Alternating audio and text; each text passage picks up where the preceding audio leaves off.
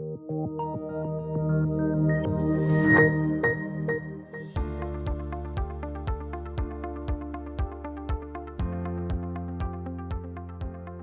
and welcome to the C-Suite of the Open Video series with TMX Group. My name is Omar Kathagi, a client success specialist based in Toronto, and joining me today is David Taylor, the CEO of VersaBank. Hello and thanks for joining us, David. Well, hello to you, Omar. Pleased to join you. David, can you tell us about VersaBank, your business model, and how do you make money for investors?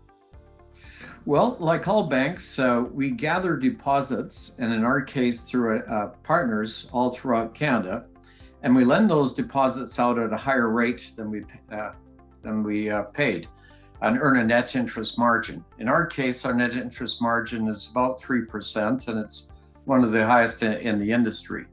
That gives rise to net interest income, and from that we subtract our fixed costs, which leaves profit for our shareholders. And David, can you talk to us about what are some of the risks that you faced as a company in general, and now that we're facing a worldwide pandemic? Well, the principal risk that any bank faces is credit risk. And we started out with the idea that we'd have a very low appetite for credit risk, being a small bank. So we target niche markets that are not quite as risky as others, and we structure in such a way as not to take on a lot of risk. Another risk that all banks face is liquidity risk. And the way we mitigate liquidity risk is by having an expansive network of deposit partners who send deposits to us digitally each day.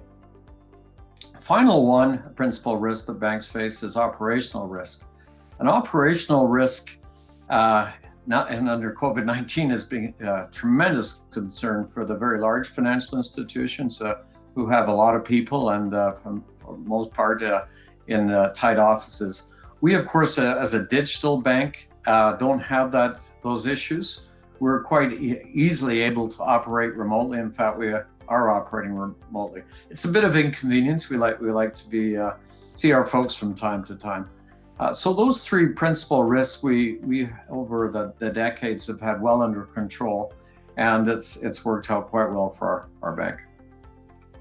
David, I know that VersaBank has a technological advantage in comparison to the other banks. So can you talk to us about that tech advantage that you have, and maybe when you're talking to investors, how do you describe VersaBank as an attractive investment opportunity?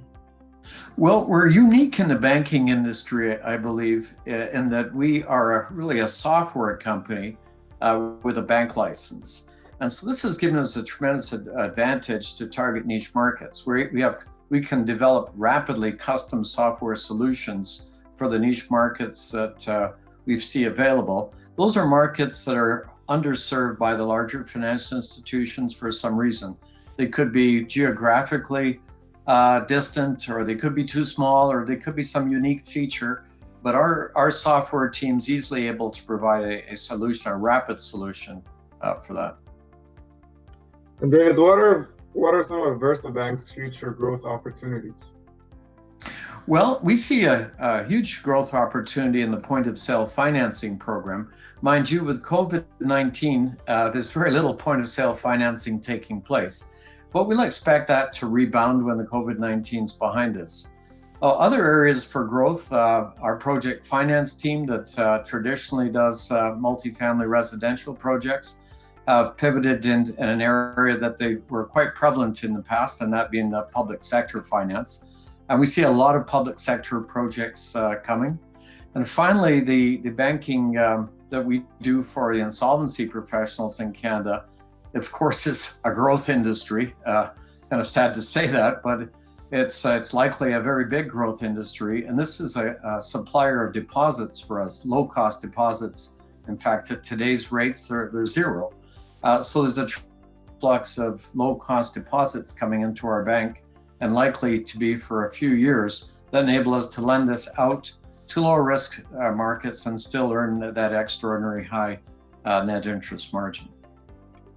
Finally, being listed on the TSX since 2013, what does that listing mean for VersaBank? Well, it's given a wonderful opportunity for individuals and and funds to own a piece of our growing business and get in and get out as they see fit. Secondly, we have some significant growth opportunities, particularly with COVID-19. And even though we have a lot of capital, maybe 4 times the regulatory minimums, 3 times the industry amounts, still with some acquisitions, we may need to raise more capital, and it's wonderful to be listed on the TSX because, of course, it facilitates that and gives the opportunity for other people to buy into our bank. Lots of great insights from you, David, today. So thank you very much for joining us, and thank you for it's been a pleasure chatting with you today. Oh, it was my pleasure. Thank you.